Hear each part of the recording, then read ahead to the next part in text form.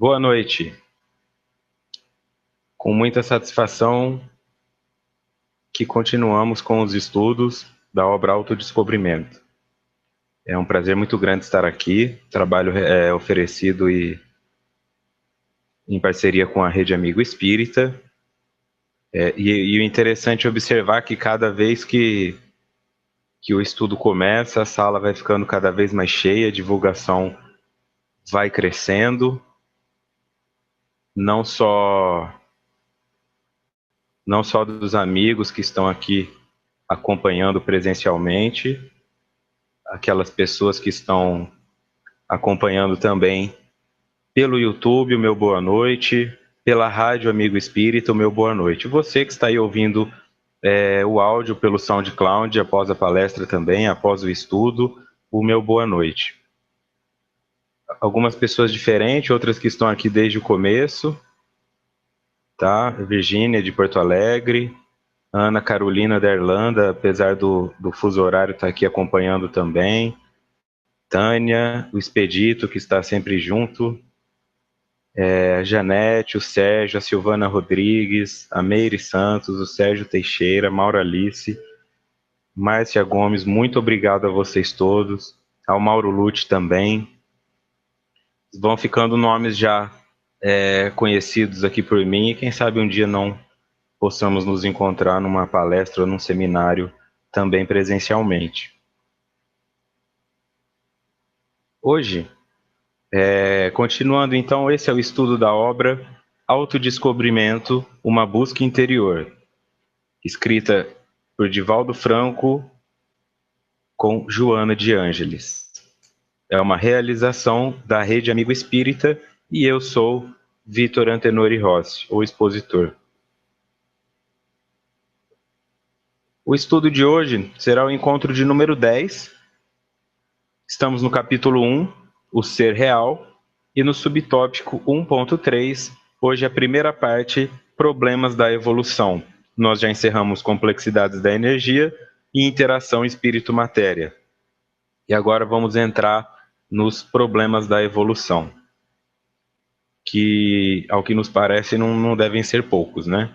Evoluir é difícil, crescer é difícil, vai ficando cada vez mais difícil, parece, e quanto mais nós crescemos, parece que mais fácil vai ficar, e na verdade nem sempre é bem assim, né? As responsabilidades aumentam, a nossa habilidade de lidar com elas também, mas o nosso desejo de querer o bem ao próximo também começa a aparecer. E aí o sofrimento, que antes era um sofrimento mais egoísta, eu comigo mesmo, começa a se tornar um sofrimento fraternal e em alguns pontos altruísta, né? A dor do outro começa a me incomodar também. A Juliana também, dizendo que é a primeira vez que participa ao vivo, estava acompanhando pelo YouTube até nos alcançar. Então correu bastante, porque já são 9, né? 9 horas de material. A vocês que estão aqui acompanhando ao vivo, durante o decorrer do estudo, se tiverem dúvidas, escrevam da forma mais clara possível a dúvida aqui no chat, e à medida do possível eu vou responder. Eu não terei condições de responder todas, mas as que forem possíveis responder, eu vou responder. Sejam bem-vindos todos que estão aqui pela primeira vez. Então vamos lá. Dando continuidade, tá? Para quem está aqui pela primeira vez e ainda não foi atrás de estudar o outro material, o que estiver entre aspas e itálico é a transcrição exata do livro. E o que estiver escrito nota do expositor é algo que eu acrescentei, não necessariamente de criação minha, mas para ajudar na compreensão, mesmo que sejam outras obras espíritas.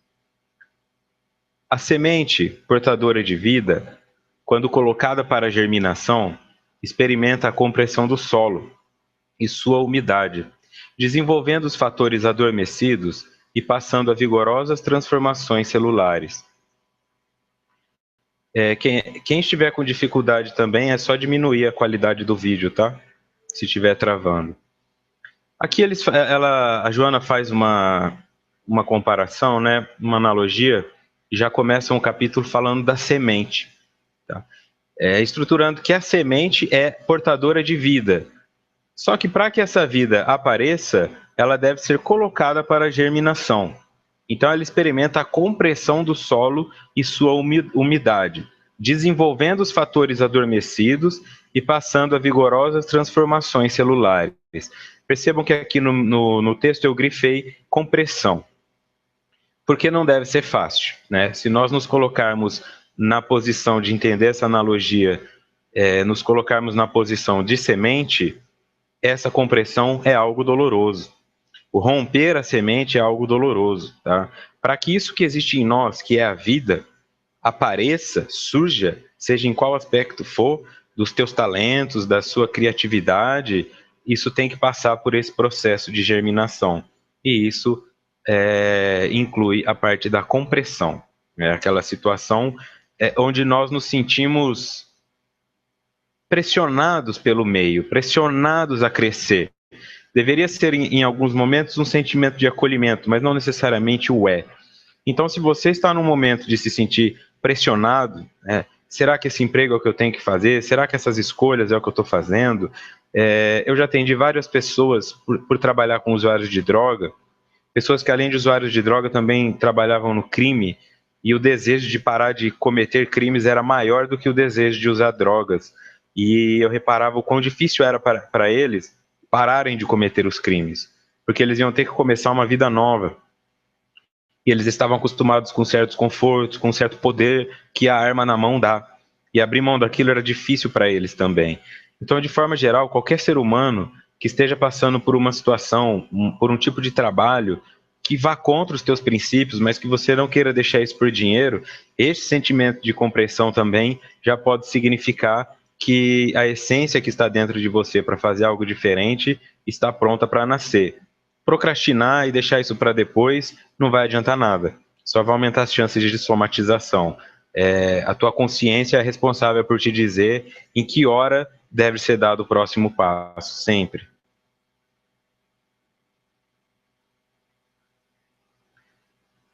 Entumece-se e, dirigida pela fatalidade biológica, desata a vida sob nova forma, convertendo-se em vegetal, para repetir-se ininterruptamente em futuras sínteses.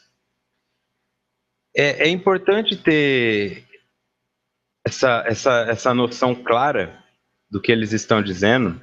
O entumecer pode se relacionar à dilatação, pode se relacionar a tornar-se úmido, né? Mas de alguma forma isso cresce, né? É isso que está sendo referido aqui. Dirigida pela fatalidade biológica, desata a vida sob nova forma. Essa fatalidade biológica, a biologia, o que diz respeito ao corpo físico, o que diz respeito à matéria, fatalmente vai por este campo. Porque a busca da matéria pela morte, pela transformação, necessariamente passa pela vida. Para que um ser nasça e venha a desencarnar depois de passar por tudo aquilo, para ele nascer, ele tem que entrar em contato com a vida. A morte é só um processo de transição, né? Não é diferente do parto. O parto também é uma morte simbólica, mas nós tememos muito a morte física, porque ela nos separa. E nós gostamos muito do parto, porque ele nos aproxima.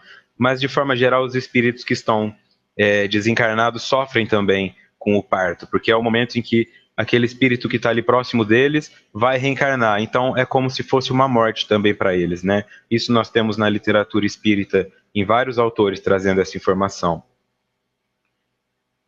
Convertendo-se em vegetal para repetir-se ininterruptamente em futuras sínteses. Quer dizer, isso não vai parar nunca, esse ciclo da vida não vai parar nunca, né? Tanto a questão fisiológica quanto a questão psicológica.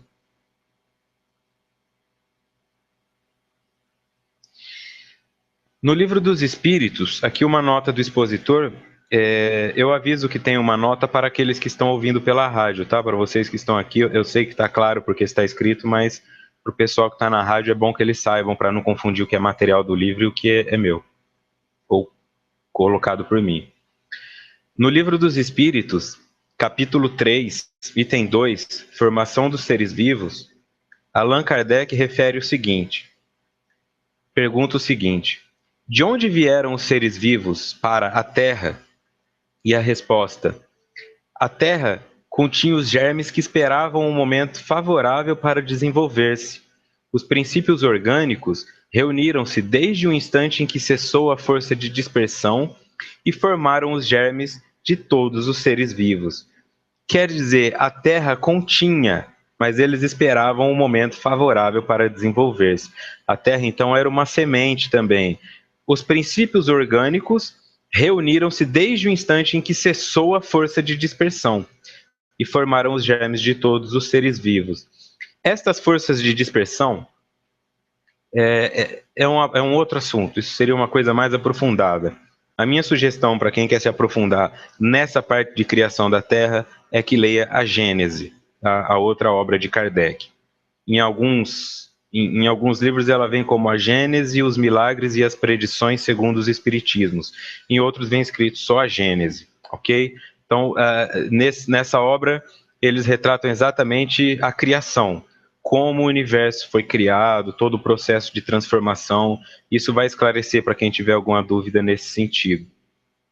O importante desse slide aqui é notar que mesmo a Terra, dentro que nos acolhe, que nos abriga, dentro do universo também é apenas mais uma semente dando seus frutos.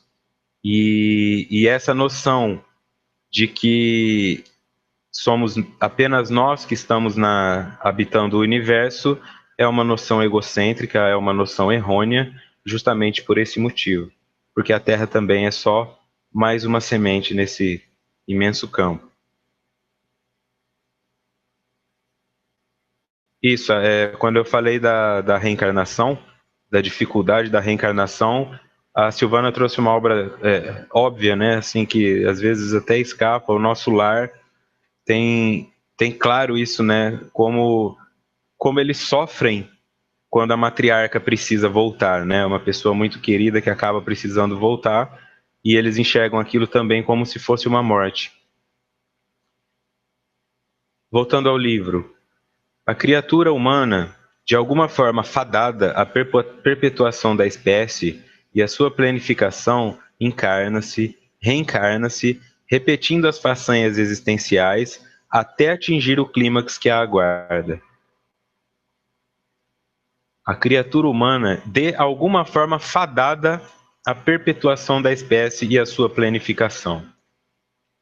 No que diz respeito à perpetuação da espécie, nós precisamos entender também que isso é um gesto bonito, isso é um gesto escolhido por muitos seres humanos, mas que a nossa fisiologia premia isso, né? A relação sexual é uma relação prazerosa.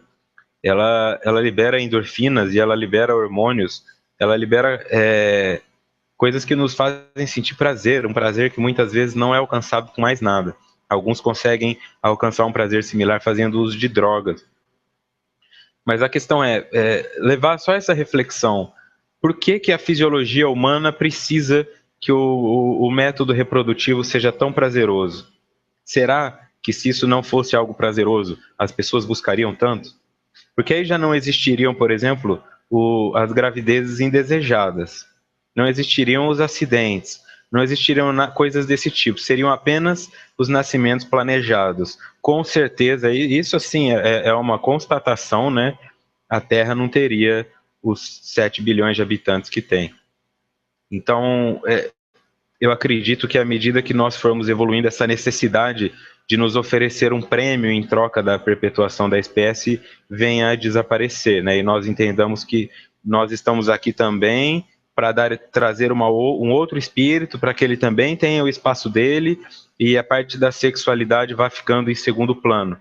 Porque, em vista disso tudo, quando nós assistimos principalmente esses programas policiais, Polícia 24 Horas, Brasil Urgente, Cidade Alerta, nós observamos que a grande maioria dos chamados para a polícia são crimes onde tudo começa pela sexualidade, que é no ciúme, que é no marido traído, que é nesse monte de coisas que nós já conhecemos. Então isso prova que a perpetuação da espécie, que aqui está referida como algo fadado, e em busca também de nossa planificação, é algo que deveria acontecer de bom grado, mas nós ainda precisamos ser premiados por isso, tá? Claro que existem exceções, mas é só uma observação.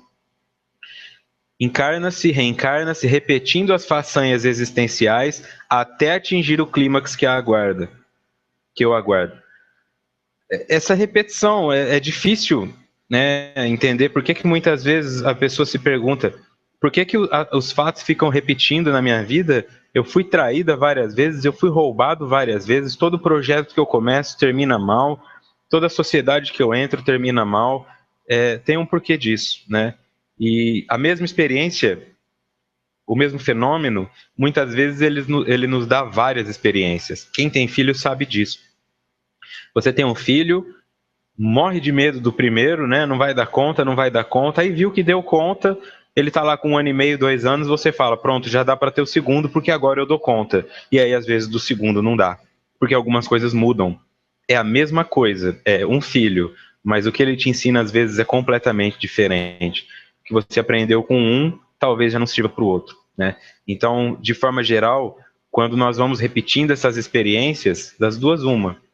Ou eu não estou entendendo o que aquela mensagem quer me passar e preciso ficar repetindo, ou existem outras mensagens, além das que eu já aprendi, que eu preciso absorver. E por que eu estou dizendo isso? Porque quando você passa por uma experiência e ultrapassa ela de forma positiva, você torna-se arrogante na maioria dos casos, né? O ser humano, nós nos tornamos arrogantes no sentido que, peraí que eu sei, eu dou conta de fazer isso. E na verdade não. O ideal seria que toda vez que uma experiência se apresenta para você, você a veja como se fosse a primeira vez. Porque o que você conhece, você já conhece. Você não precisa se preocupar em conhecer aquilo. Mas se você também ficar naquela segurança, você acaba se perdendo. E tem uma frase clichê que ilustra muito bem o que significa essa incapacidade de aprender novamente coisas novas com as coisas velhas. Só morre afogado quem sabe nadar. Quem não sabe nadar não chega nem perto da água. Tá? Então, o indivíduo, quando pensa que sabe lidar com uma situação, é aí que mora o perigo. Porque ele está desprovido de suas defesas e vai de peito aberto. E aí um novo ataque pode acontecer. A humildade é a chave para isso tudo. Enxergar toda a situação como se fosse a primeira. E em dado momento elas não serão mais necessárias de serem repetidas.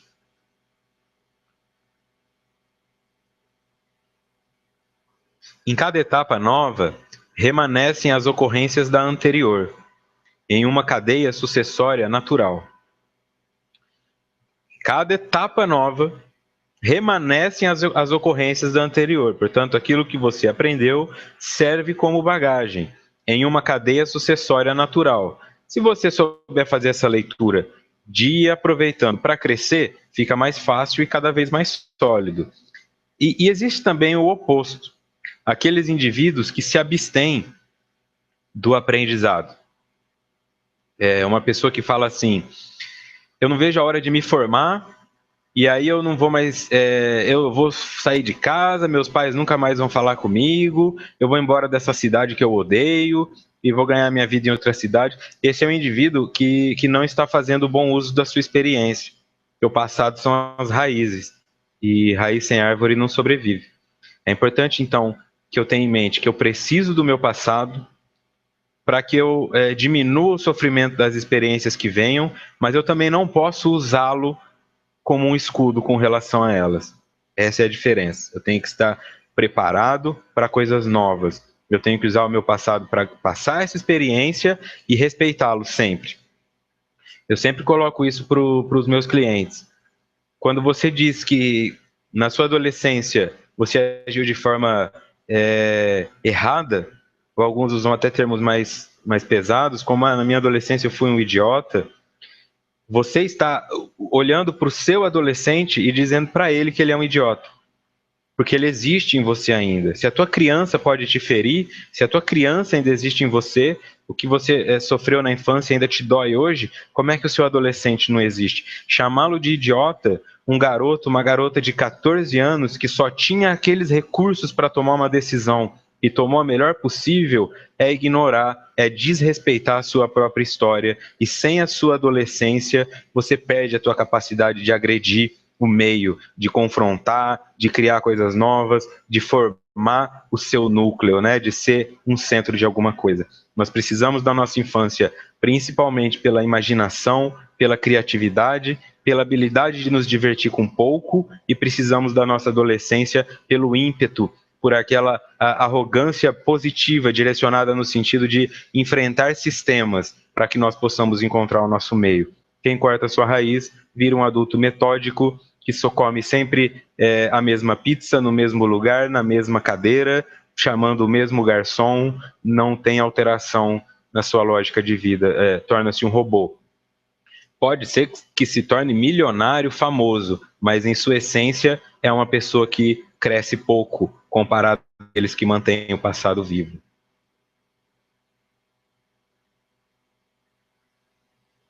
A Juliana Alves, retornando aqui,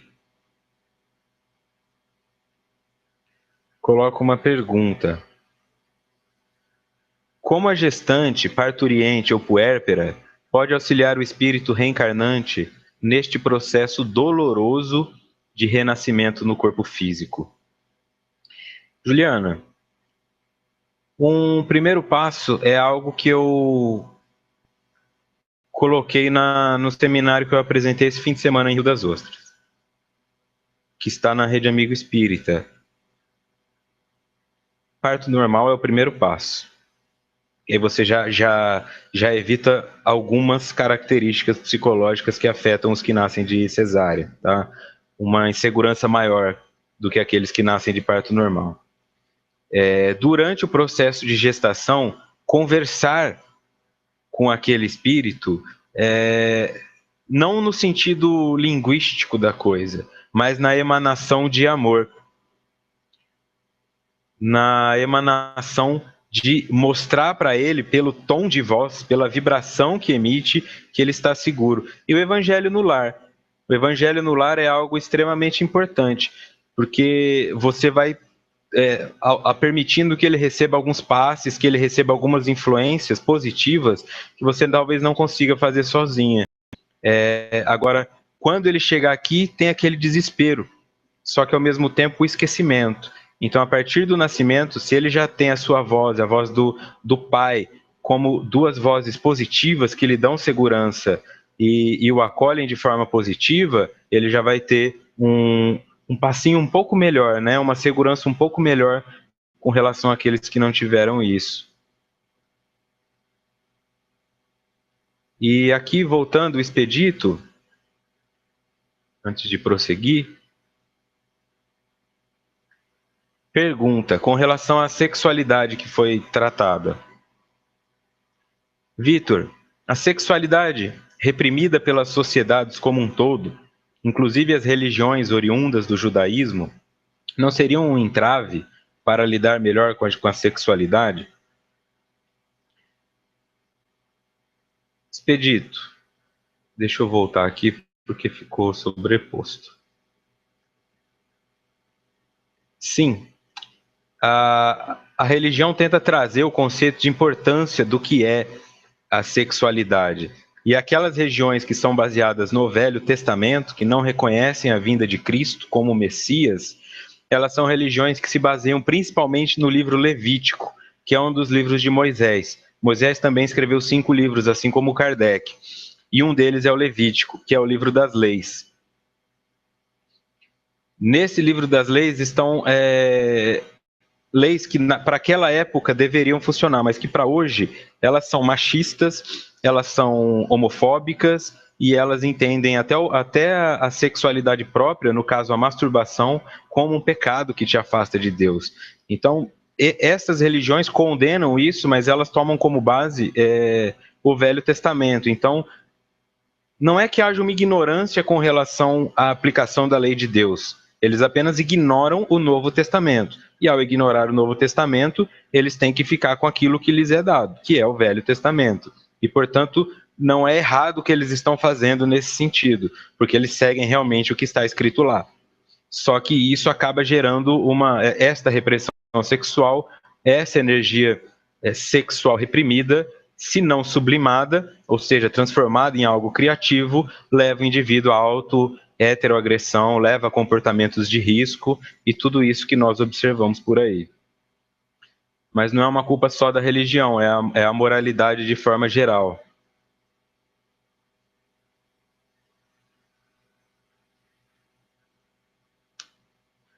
Voltando ao livro, e através desse mecanismo, vejam aqui, ó, em cada etapa nova, remanescem as ocorrências da anterior, em uma cadeia sucessória natural. E através desse mecanismo, os êxitos abrem espaços a conquistas mais amplas e complexas. Assim como o fracasso em algum comportamento estabelece processos que impõem problemas no desenvolvimento dos cursos que prosseguem adormecidos.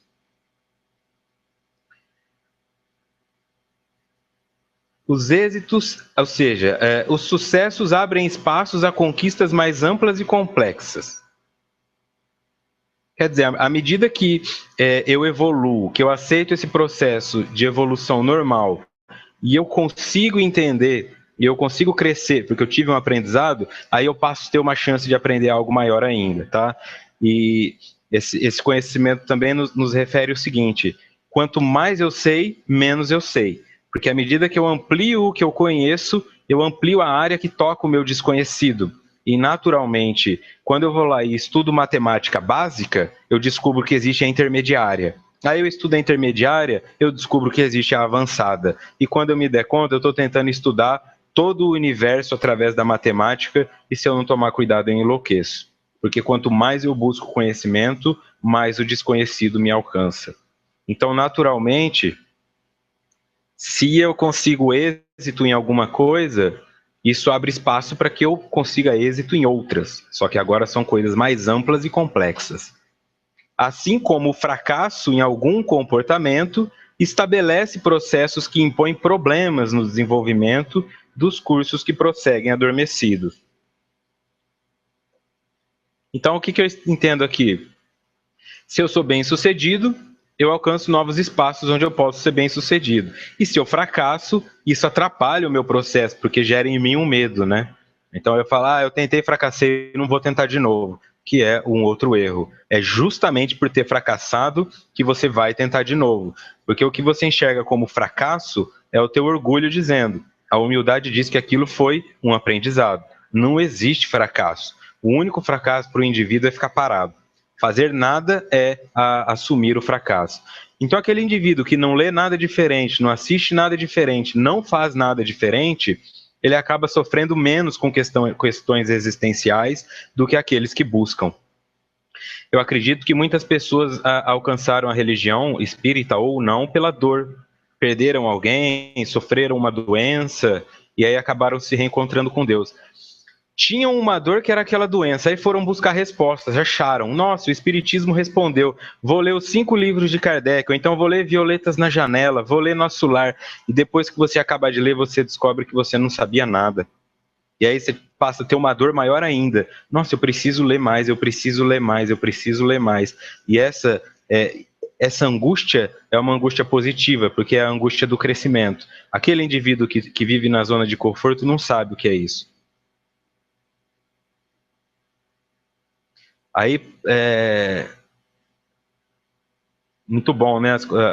Os comentários aqui no chat, os companheiros vão se ajudando aqui, trocando experiências, já que eu não fui e não vou ser gestante, né? Então, para vocês, espíritos femininos que podem se dar a esse luxo.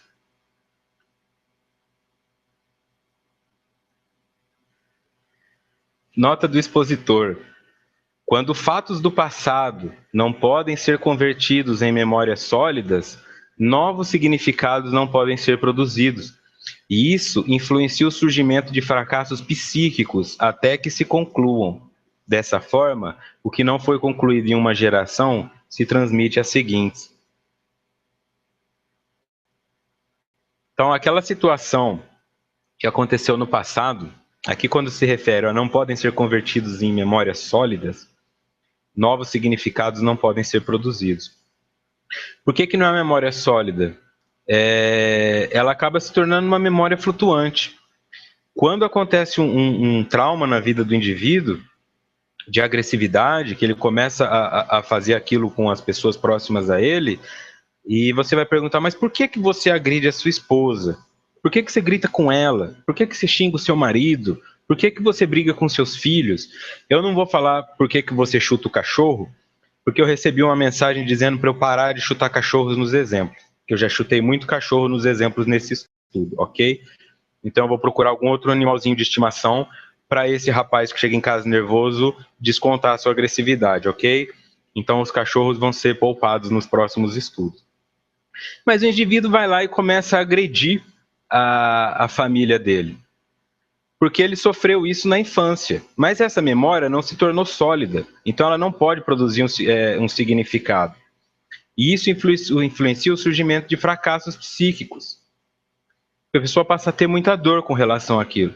E aqui tem uma imagem que eu sugiro quem está acompanhando só o áudio, dê uma entradinha no YouTube pelo menos para ver essa imagem, que refere bem isso aqui, ó, em uma nota do expositor. Essa imagem eu encontrei na internet.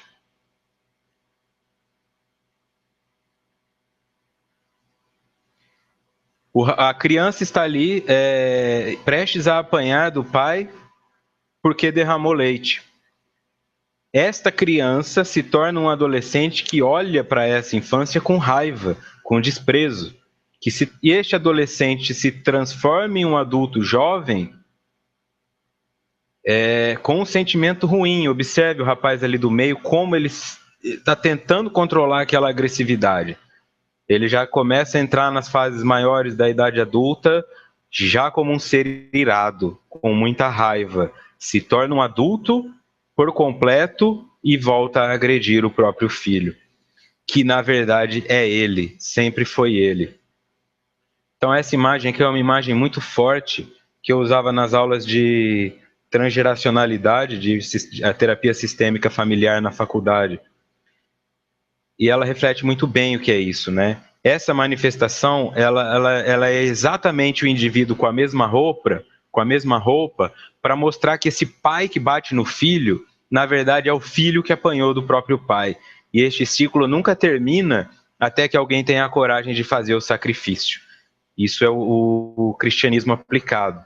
Fazer o sacrifício implica não ter que seguir o padrão familiar para que a sua família possa se libertar de um padrão negativo. Isso implica, todos da minha família são bandidos, todos usam droga, todas as mulheres eram caseiras, você não precisa ser só porque sua mãe foi. Você não precisa sofrer só porque sua mãe sofreu. Você tem o direito de ter os seus próprios sofrimentos e ter as suas próprias alegrias. E para isso você tem que ter uma coragem de se desprender do passado, transformando ele em memória sólida através da elaboração psíquica. A Tânia Galvão comenta o seguinte: Vitor, isso pode ser visto por indivíduos que tentam várias coisas e não conseguem concluir? É uma espécie de dormência e medo de não dar certo novamente? Aqui ela está referindo aquele medo após fracassar. E, somado a isso, tem a Ana Carolina também, perguntando: como se faz para quebrar esta sequência de agressão? Porque ambas acabam trazendo para o mesmo ponto. O indivíduo que fica neste fracasso, né, e a infância onde o indivíduo apanhou, onde ele sofreu bullying, onde ele foi abusado, é uma infância considerada uma infância fracassada para esse psiquismo, ele acaba repetindo aquilo, por medo de não conseguir fazer algo diferente, porque por mais que seja difícil estar numa depressão, para quem já foi deprimido, pelo menos da depressão eu sei sair. Agora, eu não sei sair de uma ansiedade, eu não sei sair de uma euforia, eu não sei sair de outras coisas. Então o indivíduo fica voltando naquilo lá. Para quebrar essa sequência de agressão, para quebrar essa sequência, esse looping de fracassos, um dos caminhos é o autoconhecimento. É este o autodescobrimento. Você busca em terapia ou você busca da forma que lhe convir fazer um rastreamento dos padrões familiares que estão na sua vida. Como normalmente os homens da sua família reagem, como as mulheres reagem, quais são as doenças que parelham a todos. Nossa, todas as mulheres tiveram câncer, ou grande maioria delas. E os homens sempre tiveram um problema gástrico. E aí você vai fazendo um genograma, né, que é esse mapa dos pontos onde a sua família se torna comum e você começa a perceber um padrão familiar aparecendo. E quando isso acontece, você pode alterá-lo na sua vida. E aí os seus filhos não são obrigados a repetir esse padrão, não vão sentir essa pressão psicológica de repetir esse padrão. Como muitas vezes a pessoa fala, quando eu for mãe, eu vou ser extremamente diferente do que minha mãe foi comigo, e acaba sendo igualzinho. Indivíduos que falam, eu apanhei do meu pai, quando eu tiver um filho, eu não vou encostar a mão nele, e o filho está lá todo roxo.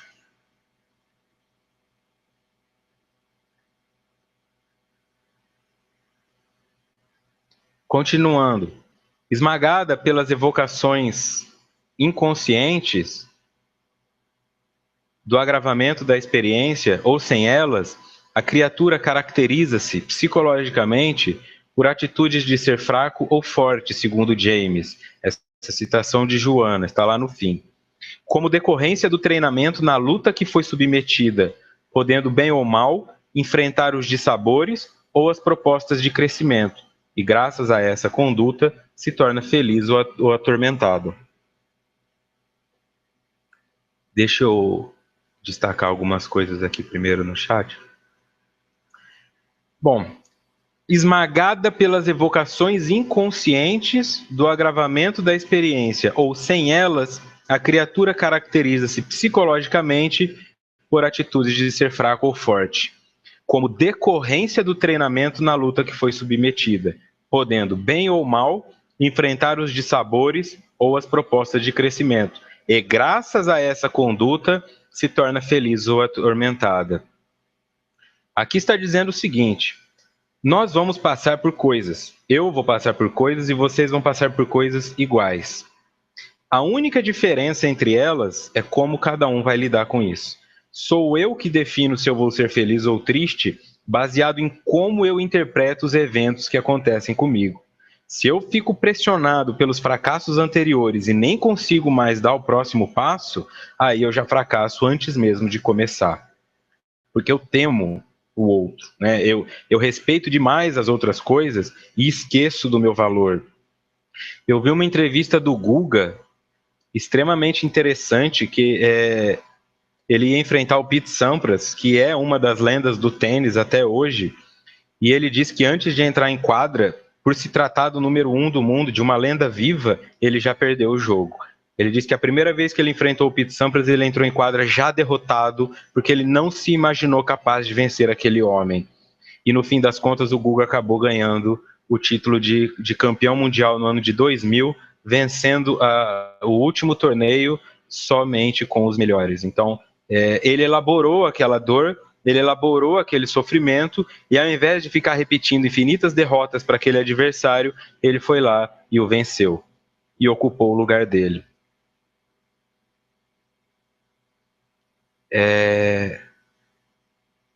Aqui tem também uma outra participação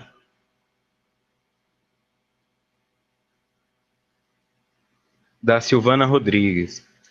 Quando uma pessoa é violenta, tem todo um contexto por trás. Fora violentado pelos pais, infância fracassada, e a maioria das pessoas não quebram a sequência e acabam sendo pais violentos. Certo, Vitor? Olha, eu gostaria de te dizer, peraí, eu gostaria de te dizer que apenas sim, mas eu já tive experiências de um indivíduo que disse que nunca a mãe dele encostou nele. O pai dele, menos ainda. Ele era criado como filho preferido e espancou os filhos na infância inteira. Então, assim, ele não foi violentado, ele não foi abusado. Pode ser uma questão espiritual, sim, mas eu estou dizendo, a parte psicológica atual nem sempre tem essa lógica. E existem pessoas que apanharam violentamente dos pais e depois que têm filhos conseguem nunca encostar a mão nos filhos nesse sentido.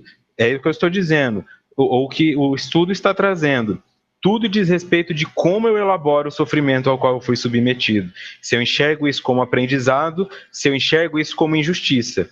Se eu enxergo como injustiça, aí eu começo a repetir. Ah, todo mundo rouba, eu vou roubar também. Eu apanhei, agora vocês vão apanhar também. E fica sempre esse processo infinito de repetição de padrão familiar, sem que haja elaboração e crescimento.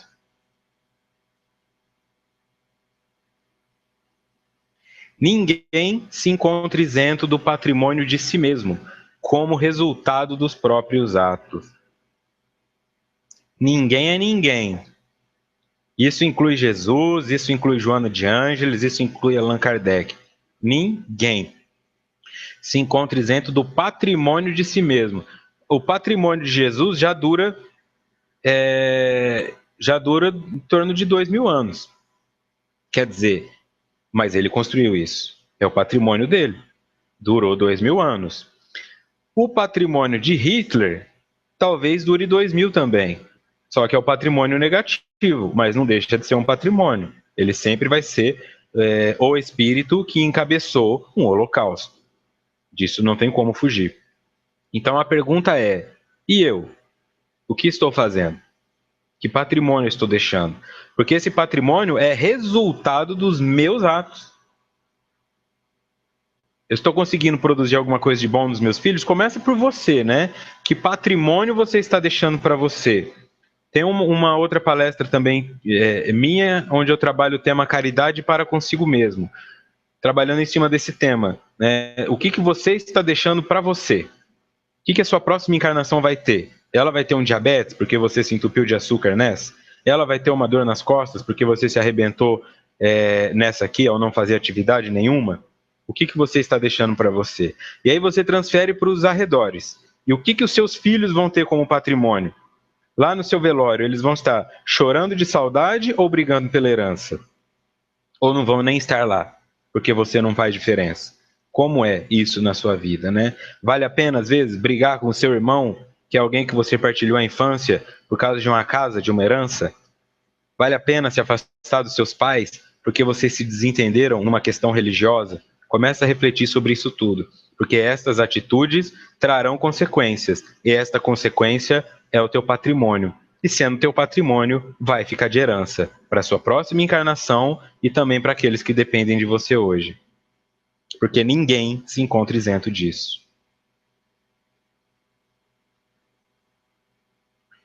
São eles os responsáveis diretos por todas as ocorrências da marcha evolutiva, o que constitui grande estímulo para o ser, liberando-o dos processos de transferência de responsabilidade para outrem ou para os fatores circunstanciais, sociais, que normalmente são considerados perturbadores. São eles os responsáveis diretos por todas, aqui não é alguma, são todas as ocorrências da marcha evolutiva, o que constitui grande estímulo para o ser, liberando-o dos processos de transferência de responsabilidade. Eu vou transferir a responsabilidade, e isso no meio do sofrimento é o que mais acontece. Como a minha especialização é em psiquiatria e independência química, eu lido com as psicopatologias de forma geral, o depressivo, o bipolar, o borderline, o ciclotímico, o distímico e por aí vai. E também com os usuários de droga, que todos eles têm uma psicopatologia além do uso de droga. É a transferência de responsabilidade, através da autopiedade. Mas é porque minha mãe fez isso comigo, mas é porque eu não tive chance. Tentando criar isso aí, Silvana, que você colocou, sabe? Eles tentam se utilizar de uma lógica psicológica para justificar tudo isso. Assim, isso acontece porque eu apanhei da minha mãe, isso acontece porque eu nasci pobre. E aí a espiritualidade faz umas coisas sensacionais, né? A mulher é catadora de lixo, o filho dela, ela acha uns livros no lixo, ela pega aqueles livros e o filho dela passa numa faculdade. O rapaz lá de Capão Redondo passando numa faculdade, numa universidade lá nos Estados Unidos. E aí, como é que você explica isso? Se o rapaz que fez objetivo e coque a vida inteirinha não consegue entrar, quem que eu vou culpar? De quem que é a responsabilidade? Eu tenho que tomar muito cuidado com isso. Porque senão eu transfiro a responsabilidade para quem? Para outra pessoa, fatores circunstanciais. Mas é essa crise econômica, por isso que eu não faço caridade, por isso que eu não faço doação. Mas é que na minha cidade chove muito, por isso que eu não vou no centro. O centro fica afastado da cidade, já roubaram um carro lá na frente, então eu não me sinto seguro para ir. É essa transferência fatores circunstanciais, é por causa da minha doença, sociais, é porque eu sou pobre, é porque eu sou rico, é porque eu moro no Brasil, é porque eu moro vou falar Irlanda aqui em homenagem à nossa visitante, que normalmente são considerados perturbadores. Ok, é perturbador ser pobre, é perturbador ser rico, é perturbador ser negro, é perturbador ser branco, tudo depende do local onde você está inserido. Mas e o que, que você vai fazer além disso? Nós temos um negro presidente dos Estados Unidos da América. E o que, que eu vou fazer com relação a isso? Né? Nós temos uma mulher presidente da República. Então, onde que está o ponto? Nós tivemos um presidente que, apesar de estar ou não envolvido em corrupção, não vem ao caso aqui, é alguém que não tinha estudo e chegou à presidência do Brasil. Então, qual que é a desculpa? Não que a presidência do Brasil também seja sinal de sucesso espiritual. Eu só estou dizendo que se dá para chegar lá, dá para chegar em qualquer outro lugar, né? Então, o que, que te impede de ser? O que, que te impede de ir lá e dar uma palestra na casa que você frequenta?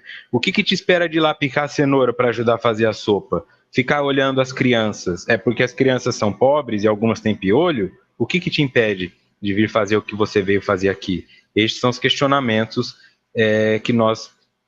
que eu sugiro nós façamos para nós mesmos, né? Onde eu estou jogando a responsabilidade? E o texto nos diz que não existe ninguém responsável pelo que passamos a não ser nós mesmos. Nota do expositor. Teixeira diz que o que caracteriza a existência individual é o ser que se escolhe a si mesmo com autenticidade, construindo assim o seu destino, num processo dinâmico de vir a ser. Esse material é o material que eu utilizava nas aulas de psicodrama. E então aqui, explicando o que é autenticidade. Cabestan define a autenticidade, que a autenticidade implica aceitar a condição humana tal como é vivida e conseguir confrontar-se com a ansiedade e escolher o futuro, reduzindo a culpabilidade existencial. Então, o que é isso, né? O que caracteriza a existência individual, ou seja, a sua, a minha, é o ser que se escolhe a si mesmo com autenticidade, ou seja, eu sou autêntico, eu não copio ninguém, eu sou original. E eu construo o meu destino num processo dinâmico de vir a ser. Quer dizer, tem uma ação para que eu me torne aquilo, mas aquilo que eu quero me tornar precisa ser autêntico. Não adianta eu ficar querendo ser o que os outros já foram.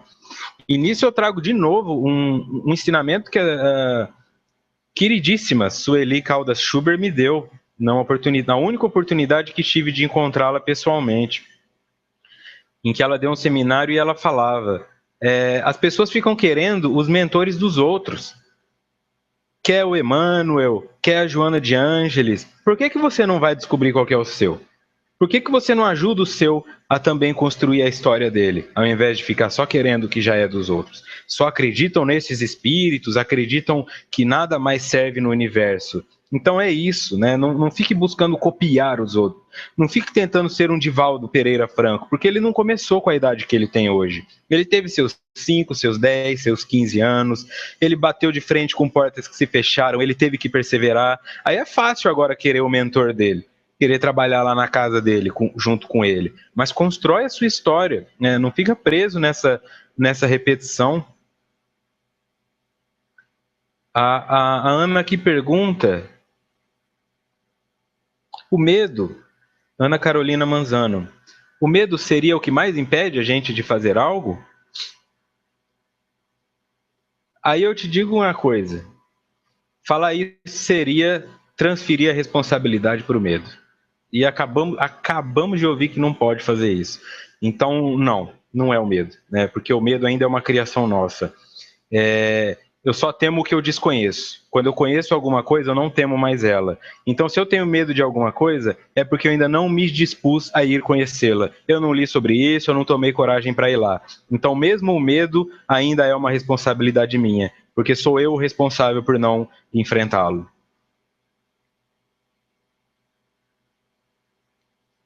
E aí o Cabestan, então, complementa isto, Ser autêntico, então, é aceitar a condição humana. Aceita que você não vai ser perfeito, aceita que você também não vai ser a pior pessoa do mundo, que você é um humano e que vai ter que cometer erros para chegar no topo.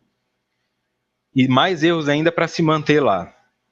Aceitar a condição humana tal como é vivida e conseguir confrontar-se com a ansiedade e escolher o futuro, reduzindo a culpabilidade existencial. Porque aí quando chegar lá na frente e der errado, entre aspas, você vai falar, não, tudo bem, mas eu escolhi conscientemente este caminho. Não é que deu errado. E eu sempre friso isso para pessoas que falam, eu fiquei casado 5 anos e não deu certo.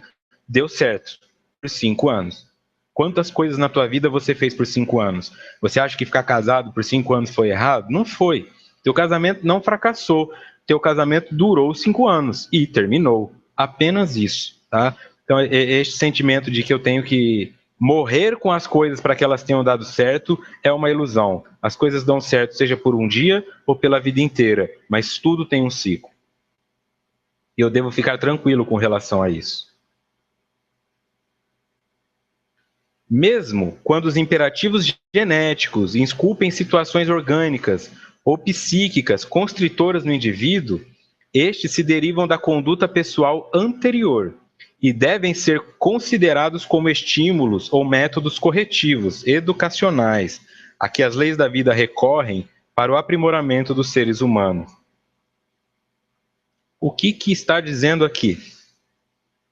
Que quando esses imperativos genéticos esculpem situações orgânicas ou psíquicas constritoras no indivíduo. Quer dizer, por conta da tua genética, você não pode fazer tudo o que gostaria. Eu queria ser um músico, eu queria tocar violão, mas eu nasci sem os braços. Eu queria fazer atividades físicas, mas eu tenho uma limitação genética, eu estou numa cadeira de rodas. Eu tenho uma deficiência intelectual, eu tenho uma dificuldade na fala, eu sou deficiente auditivo, deficiente visual. Eles estão dizendo o seguinte, mesmo isso ainda é uma responsabilidade sua, porque se você veio desse jeito, ainda é um débito contraído anteriormente. Ou seja, qualquer que seja a situação que te impede de viver, mesmo que seja genética, e não há nada que você possa fazer com relação a isso, isso ainda é parte da sua história, isso ainda é responsabilidade sua, e cabe a você decidir o que fazer com isso. Porque eu já vi vídeos de um rapaz que não tem os 2 braços e toca violão com os pés.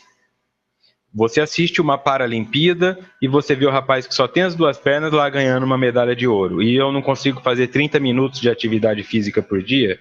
Então, o que esse indivíduo fez da constrição que foi provocada pela genética? Ultrapassou ela e se virou. E conseguiu chegar lá em cima. E aí você pensa, para ele ganhar aquela medalha de ouro, ele teve que ganhar de vários outros que também ultrapassaram a constrição genética. O mundo está cheio de exemplos, né? E eu fico me perguntando, e eu, que exemplo eu sou? Eu sou um exemplo da preguiça ou da superação? Eu sou um exemplo da acomodação ou um exemplo da dinâmica? E você, que exemplo você é? No que você se enquadraria se as pessoas tivessem que te citar como exemplo de alguma coisa? É o cara que come muito? É o cara que dorme muito? É a mulher que não liga para os filhos? É a que super protege eles? É aquela que sacaneia os companheiros de trabalho? Que tipo de ser humano você é? Com relação a isso tudo, estas dores devem ser consideradas aqui no texto como estímulos. Vai lá e ultrapassa isso. Tá bom, tá doendo, tá difícil, mas você contraiu esse débito. Agora se motiva para não ter que voltar assim na próxima. Ou métodos corretivos, educacionais. Nós vamos te educar porque você foi mal educado. Você quis fazer mal para o outro, agora nós vamos educar você desse sentido. Mas é uma educação fraternal, né? Paternal, não é algo punitivo. Aqui as leis da vida recorrem para o aprimoramento dos seres humanos. Aqui compartilho. Noêmia Teixeira pergunta: de onde vem a nossa dificuldade para aceitar o fechamento de algum ciclo? Da insegurança com relação ao ciclo que vai se abrir. Porque como esse ciclo é infinito e está sempre acontecendo, ele poderia estagnar, mas ele não estagna, ele é infinito e psicodinâmico. A partir do momento que alguma coisa se resolver, outra se abre. E eu usava isso muito como exemplo com as mães de usuários de droga, no grupo de codependência que eu tinha. Muitas mães morrem de medo do filho parar de usar droga. Porque se o filho parar de usar droga, ela não tem mais sentido na vida. Ela vive em função do filho usar droga. Ela usa isso na autopiedade. Eu sofro, eu queria ir para a igreja, mas eu não consigo. Meu filho isso, meu filho aquilo. E fica usando isso tudo. Aí se o filho para de usar droga, ela volta para casa e fala, e agora? Do que eu vou reclamar? O que eu vou fazer da vida? Meu filho está bem e ela deprime.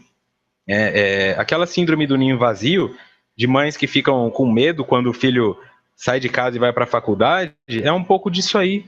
E agora? Tua vida começa a girar em torno de algo, quando você perde aquele algo, você descobre que não tem mais vida. Então, um ciclo, por mais doloroso que seja, ele te dá uma segurança, porque ele está ali, você está viva nesse ciclo, mas você não sabe se vai estar no próximo. Então, para a pessoa encerrar um ciclo, ela tem que estar muito segura de abrir mão do controle, porque ela não sabe o que virá depois disso. E esse medo, essa neurose de controle, acaba sendo usado como uma desculpa, como uma fuga para o indivíduo não enfrentar o novo.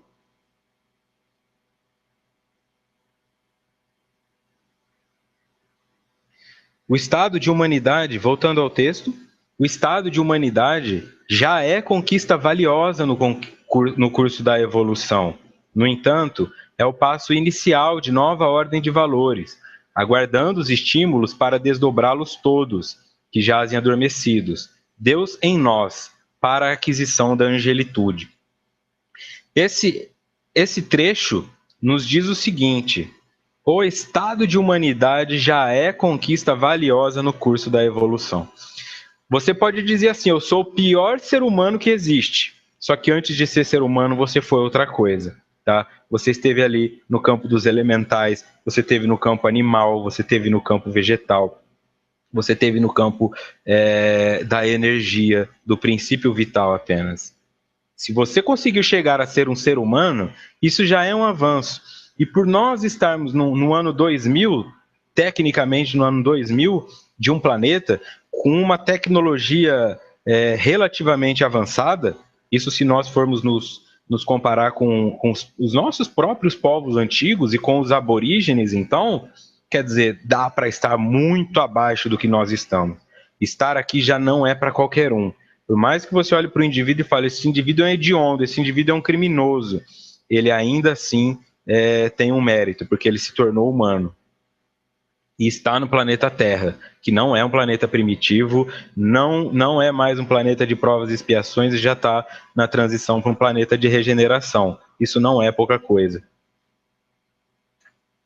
No entanto, é o passo inicial de nova ordem de valores, aguardando os estímulos para desdobrá-los todos que jazem adormecidos, para a aquisição da angelitude.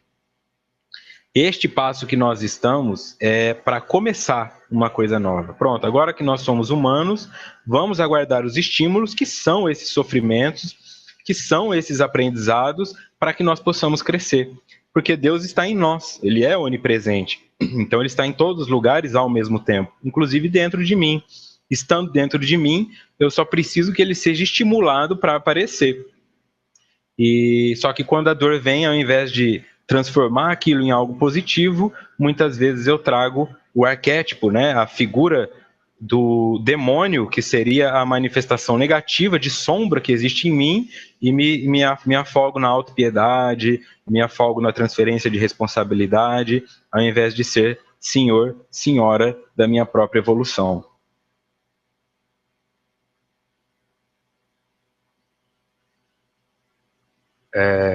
Deixa eu ver aqui, acho que repetiu. Não, ele travou só. É. Bom, aqui eu trouxe as referências, ok? Está no material. Quem tiver interesse nesse material pode procurar lá na minha página. Aqui a referência citada por Joana de Ângeles na obra. O James que ela falou é William James, que nasceu em 1842 e morreu em 1910. Psicólogo e filósofo americano que escreveu livros influentes sobre a jovem ciência da psicologia e sobre a filosofia do pragmatismo. Porque ele desencarnou quando a psicologia estava começando ainda, né? Quando a psicanálise estava estourando ali na Europa principalmente com Freud, então é aí que ele já estava no fim da sua existência. Por isso, uma jovem ciência. Eu vou trazer aqui mais uma participação da Ana Carolina. Se na física quântica o olhar do observador altera o comportamento do átomo, então o nosso pensamento altera a realidade ao nosso redor. Se eu penso e crio a minha realidade, então a gente está na condição que está atual porque pensamos errado, imaturo. Então temos que educar o nosso pensamento. Dá para fazer isso sozinho? Não. Não dá para fazer sozinho. Porque você pode falar assim para mim, mas eu vou fazer sozinho, eu moro sozinho, eu vou para o meu trabalho. Se você vai para o seu trabalho, você já não está fazendo sozinho, porque alguém te deu esse emprego. Mas eu sou autônoma. Se você é autônoma, você já não está fazendo sozinha, porque você precisa que alguém compre o que você vende. Então é impossível evoluir sozinho. Tá? Essa educação do pensamento não pode acontecer sozinha, porque você precisa de um estímulo que vem de fora. Só que quando esse estímulo vier, ele automaticamente ativa os seus complexos. E os teus complexos te obrigam, imperam sobre a tua vontade, porque eles vêm do inconsciente e te fazem agir sempre da mesma forma. Para que haja alteração do complexo, é necessário que haja uma intervenção externa. Você pode dizer sozinha, eu no quarto? Pode, mas você ainda vai precisar de uma intuição, e essa intuição já vem de alguém. Quando você... Por isso que o processo de buscar terapia é importante. Quando eu falo terapia, não é só ir no psicólogo, ir na psicóloga. É fazer qualquer coisa que te altere o momento. Você ir assistir uma palestra, mas estudar aquela palestra. Não ficar lá sentado pensando, mas esse palestrante é pior que o da semana passada. Esse aí, a voz dele é muito alta. Não, estude as coisas.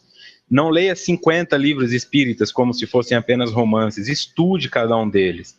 Aí você pode conseguir fazer isso teoricamente sozinha, mas você ainda vai estar lendo um livro que alguém escreveu. Portanto, essa pessoa já influencia na sua mudança. O processo de terapia torna isso mais fácil, porque o terapeuta é alguém neutro para enxergar o teu complexo funcionando. Se a tua filha aponta alguma coisa, você já se defende. Mas você é nova, você não tem nada para me ensinar. Ou, filha, ou se tua mãe aponta. Quando é um indivíduo neutro, onde tem uma relação profissional, portanto, o ganho dele é o dinheiro que você paga do honorário, ele não precisa de mais nada com relação a você, ele te dá exatamente o que ele está enxergando. Isso aqui é um comportamento infantil, isso aqui provavelmente você está repetindo algo da sua infância, toda vez que você é estimulada nesse sentido, você age agressivamente, e aí a pessoa começa a enxergar, mas a mudança é feita por ela. Essa sim só é feita sozinho. A coleta das informações e a absorção do meio é necessário que exista o outro, mas a mudança só vai acontecer quando a pessoa der o próprio passo. Ok? Então, só para fechar, este último slide, aceitar este processo, né, que para que nós possamos chegar nessa condição, nessa aquisição da angelitude, primeiro eu tenho que passar pela forma humana. E a forma humana, por mais que a arrogância dos indivíduos que estão na Terra queiram dizer que nós dominamos o universo, e nós inclusive enxergamos os alienígenas com uma ótica que nos parece feio, como se nós fôssemos bonitos, né? Então eu fico pensando assim, a partir do momento que eu tomo essa visão do universo como se o ser humano fosse a raça superior, eu estou cometendo um erro. O estar humano, segundo essa obra, significa que agora eu tenho as disposições intelectuais suficientes para começar a transformar em concreto o que antes eram potenciais adormecidos. Agora, só que para isso eu vou ter que ter estímulos. E ninguém se sente estimulado pelo prazer. Quando a tua vida tá boa, você não faz nada, você só curte. Você sai para comemorar, você anda assobiando pela casa. O estímulo que te faz buscar mudança é a dor, é o desconforto. Então, sem isso não haveria crescimento. Por mais que esteja difícil agora, tenta entender isso como uma oportunidade para você crescer. E aí você talvez defina que na sua próxima encarnação você não precise passar por isso. Mas para isso tem que ter um sentimento muito grande de amor ao próximo. O próximo que é você. Depois dos seus filhos, depois da sua família, depois da sua sociedade e quem sabe um dia como esses espíritos superiores, todo o universo. Ok, eu deixo aqui novamente então o meu muito obrigado, tá? O meu muito obrigado pela a Rede Amigo Espírita por ceder o espaço, por tornar possível a realização desse estudo. O meu muito obrigado a todos vocês que compareceram, agora transformando isso numa média de 50 pessoas por estudo, que para mim é extremamente gratificante. Obrigado a vocês que vêm prestigiar com as suas perguntas. E a vocês que estão vendo pelo YouTube, convido vocês para assistirem aqui ao vivo, virem participar. Não são só as perguntas que eu respondo que são importantes. No chat tem muita troca também de conhecimento. E para vocês que estão ouvindo o áudio, sempre que possível, deem uma olhada nos slides que são imagens. Então, semana que vem, continuaremos com os problemas da evolução, parte 2, no dia 5 de maio. Ok? Ainda capítulo 1.3. Aguardo vocês até lá então. A todos uma ótima noite, uma ótima semana e muito obrigado.